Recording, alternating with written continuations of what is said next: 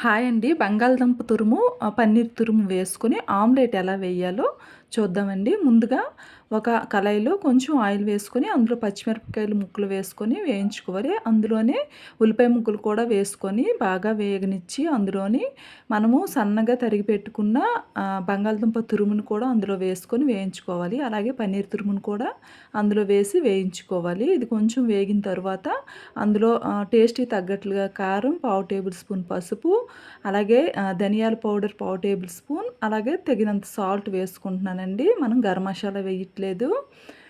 వీటన్నింటిని బాగా కలిపేసి చల్లారనిచ్చి వేరే బౌల్‌లోనికి తీసుకొని, అందులో ఒక 3 గుడ్లు కొట్టేసి అందులో వేసేసి బాగా కలిపేసుకొని, ఒక కళాయిలో ఆయిల్ వేసేసుకొని మనము నార్మల్‌గా ఆమ్లెట్ ఎలా వేస్తామో అలా వేసేసుకోవడమేనండి. ఈ ఆమ్లెట్‌లు చాలా టేస్ట్‌గా ఉంటాయి.